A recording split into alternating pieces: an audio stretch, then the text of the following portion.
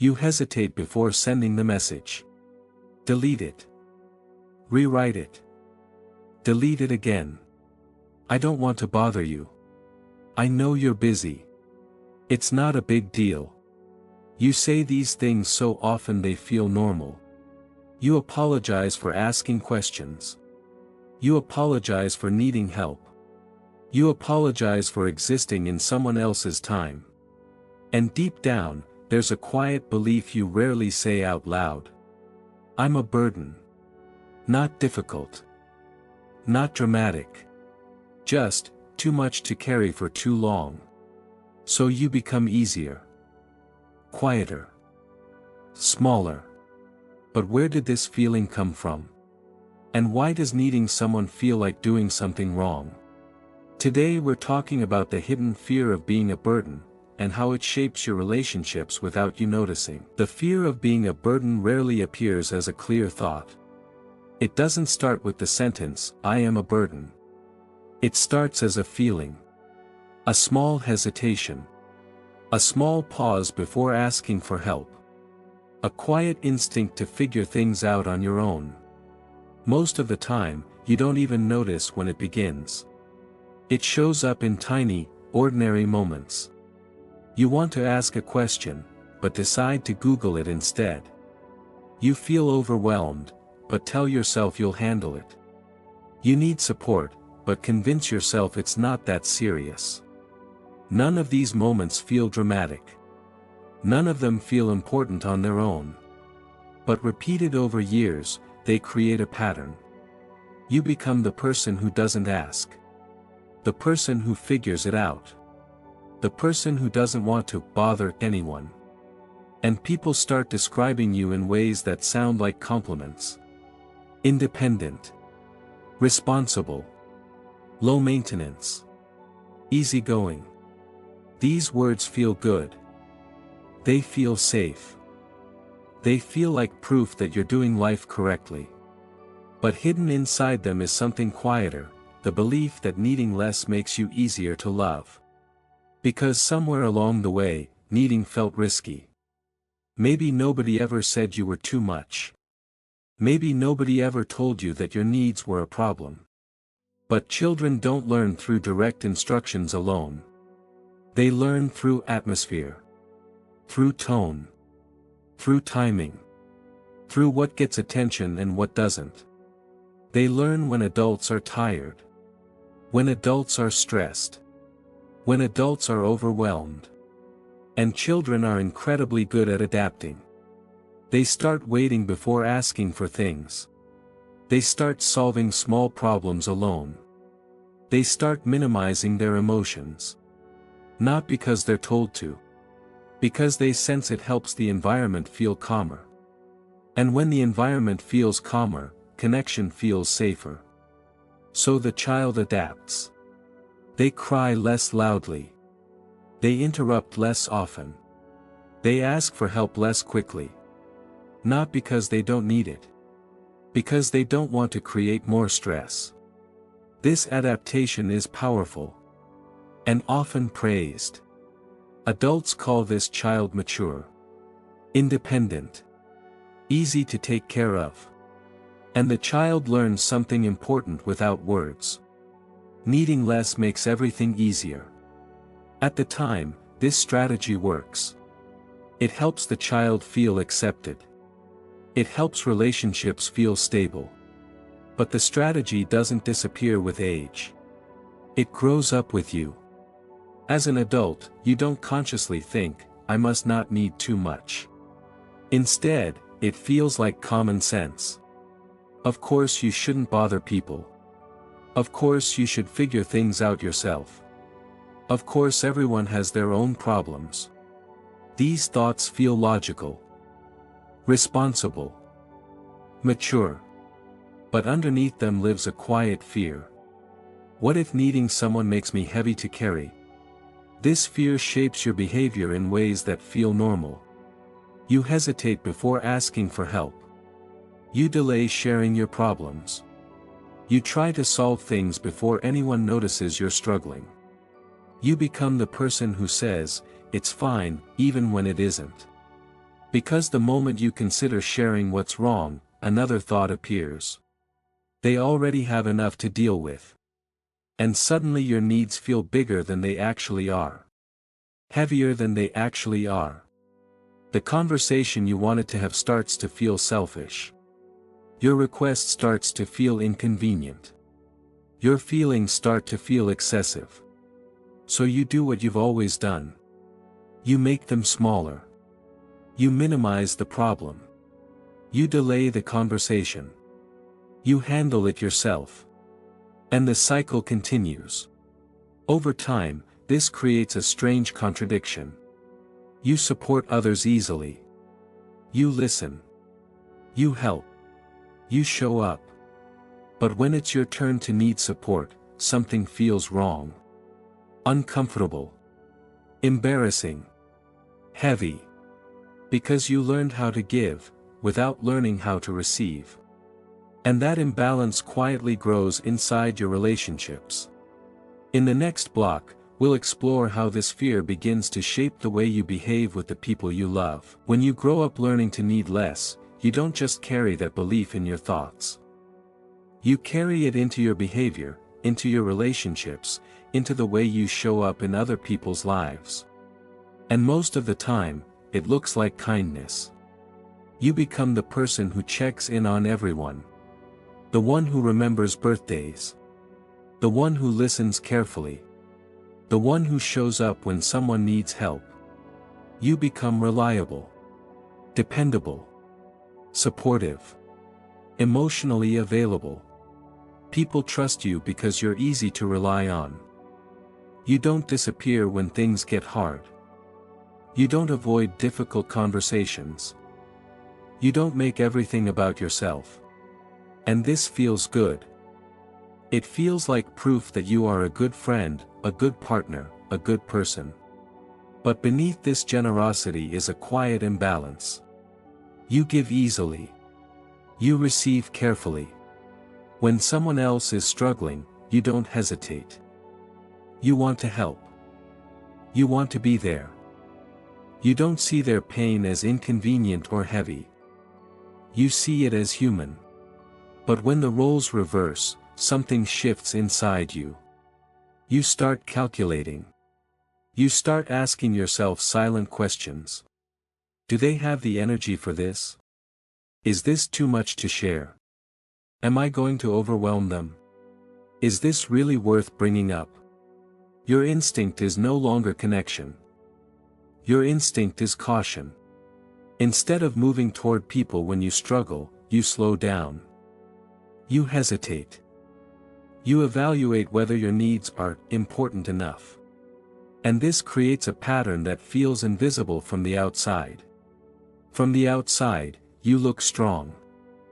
Self-sufficient. Independent. You don't complain often. You don't ask for much. You don't create emotional chaos. But inside, the story is very different. Inside, you're carrying things alone that were never meant to be carried alone. You downplay your stress. You minimize your sadness. You hide your overwhelm. Not because you don't need support.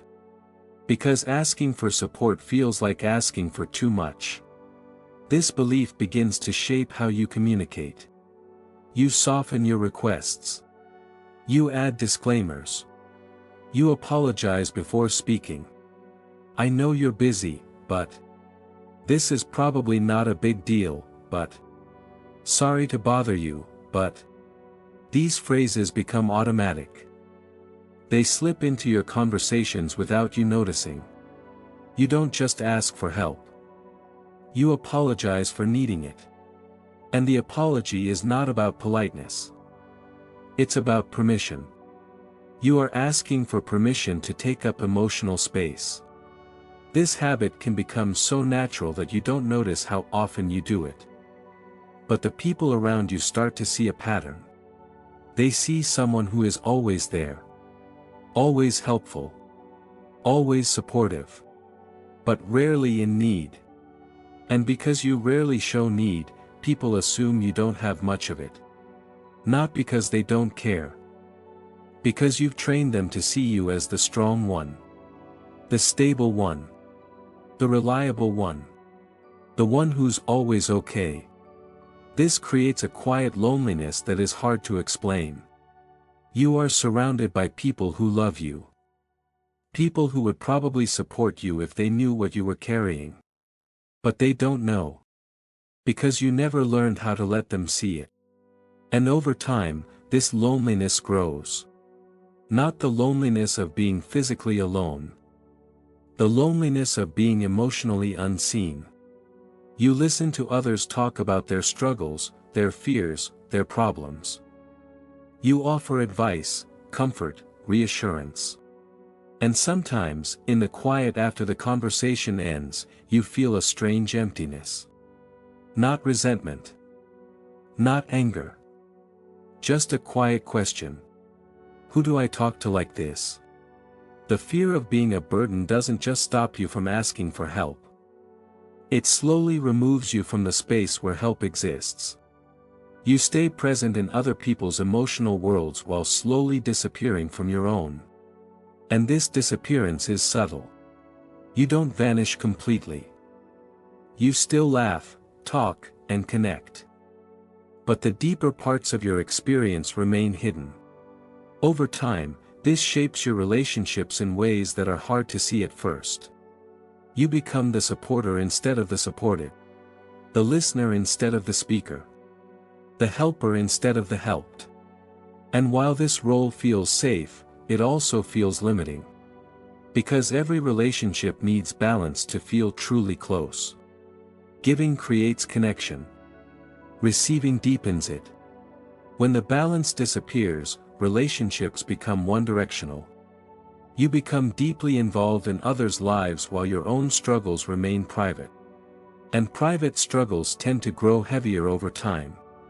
In the next block, we'll explore what happens when this imbalance continues for too long. At first, the role of being the strong one feels safe. It feels stable. Predictable. Familiar. You know how to do it. You know how to support others. You know how to listen, reassure, help, and stay calm when things get difficult. You know how to be present when someone else is overwhelmed. And people appreciate this. They trust you. They rely on you. You become the person others go to when they need advice. When they need comfort. When they need stability. This role feels meaningful. It gives you purpose. It gives you a sense of value inside your relationships. But over time, something subtle begins to change. The role stops feeling like something you choose, and starts feeling like something you must maintain. You begin to feel responsible for being okay. Responsible for being stable. Responsible for not falling apart. Responsible for not needing too much. Because if you become the one who struggles, who holds everything together. This is where the quiet loneliness begins. Not the loneliness of being physically alone. The loneliness of feeling like there is no space for you to struggle. You become used to being the one who absorbs emotions rather than expresses them. When others are upset, you listen. When others are overwhelmed, you reassure. When others are confused, you help them make sense of things. But when the roles reverse, something feels off. You hesitate before sharing. You filter your emotions. You reduce the intensity of what you say. You tell the lighter version of the story. The easier version. The version that won't worry anyone too much. You say, "I'm just tired," instead of, "I feel overwhelmed." You say, "It's been a long week," instead of, "I feel lost." You say, "I'll be fine," instead of, "I don't know what to do." And because people hear the lighter version, they respond to the lighter version. They think you're okay. They think you're managing. They think you're handling things well. And in a way, they're right. You are handling things. You've been handling things for a long time. But handling everything alone slowly becomes exhausting. Carrying your emotions quietly takes energy. Holding things together takes effort. Being strong all the time requires constant control. And control is tiring. There is a specific kind of exhaustion that comes from always being the stable one. It doesn't look dramatic. It doesn't show up as burnout overnight. It builds slowly, quietly, over years. You begin to feel tired in a way that rest doesn't fully fix. Because the tiredness isn't only physical. It's emotional. It's the tiredness of always being composed. Always being responsible. Always being okay. You may start to feel something difficult to explain, a sense of emotional distance even in close relationships. Not because people don't care about you. Because you don't fully show them your inner world. And closeness requires visibility. True closeness happens when both people are seen. When both people support and are supported. When both people give and receive. When both people feel safe to be strong and to be vulnerable. But if you're always the strong one, vulnerability begins to feel unfamiliar. Even uncomfortable. When someone asks how you are, you might feel a brief pause. A small hesitation before answering honestly. Your instinct is to say, "I'm good." Because saying, "I'm not okay," feels heavy. It feels complicated. It feels like you're creating emotional work for someone else. And the fear appears again. What if I become too much? This fear keeps your struggles private. It keeps your difficult emotions contained. It keeps your deeper needs hidden. And the longer this pattern continues, the more unfamiliar receiving support becomes. You know how to give it. You don't know how to accept it. You know how to listen. You don't know how to be listened to. You know how to comfort. You don't know how to be comforted. This imbalance slowly creates emotional isolation inside relationships that look perfectly fine from the outside. Everything appears normal. Conversations happen. Time is shared. Laughter exists. But the deeper parts of your emotional world remain unshared. And unshared emotions create distance. In the next block, we'll explore why allowing yourself to receive support can feel so uncomfortable, and why learning to do it changes everything. By now, the pattern is clearer. You don't just struggle with asking for help. You struggle with receiving it. And this part is often more surprising. Many people believe their difficulty is about speaking up, asking, or opening up. But even when support is offered freely, something inside still hesitates. Someone asks, "Are you okay?" Someone says, "You can tell me what's going on." Someone offers help. And instead of relief, you feel tension. You say, "I'm fine." Or, "It's not a big deal." Or, "I don't want to bother you." The opportunity for support appears, and you gently push it away. Not because you don't need it. Because receiving it feels unfamiliar. Unfamiliar things often feel uncomfortable, even when they are good. If you've spent years being the strong one, the reliable one, the person who handles everything quietly, receiving support feels like stepping outside of your role. And roles feel safe. Roles give us predictability. They give us identity. They give us a sense of control. When your role has always been the strong one, needing support can feel like breaking character. It can feel like losing control of how others see you. This discomfort is subtle but powerful. You may worry about changing the way people perceive you. You may worry about appearing weaker than before. You may worry about creating concern or worry in others. These fears don't appear as clear thoughts. They show up as hesitation. You pause before answering honestly. You soften your emotions before sharing them. You reduce the weight of what you say. Instead of saying, I'm overwhelmed, you say, I'm just tired. Instead of saying, I'm struggling, you say, it's been a long week. You translate your emotions into smaller, safer versions. Because the full version feels too heavy to place in someone else's hands. This reaction often surprises people. You care deeply about others. You don't see their struggles as heavy or inconvenient. You want to support them. You want to help. But when the situation reverses, your own struggles feel heavier than theirs. Your mind treats your emotions differently. You assume your pain will take up more space. You assume your problems will require more energy. You assume your needs will create pressure. Even when there is no evidence of this. This belief lives quietly under the surface: my needs cost more. And when you believe your needs are costly, receiving support feels like asking someone to pay a price. So you avoid the transaction entirely. You keep your emotions contained. You manage them privately. You solve what you can alone. Because that feels safer than risking the possibility of being too much. But this strategy creates a hidden consequence. When you don't allow others to support you, you remove an essential part of emotional connection. Support is not just about solving problems. It's about shared emotional experience. When someone listens to your struggles, they are not carrying your weight alone. They are sharing the emotional space with you. Connection grows through shared emotional space. Through moments of vulnerability. Through moments of honesty. Through moments of being seen.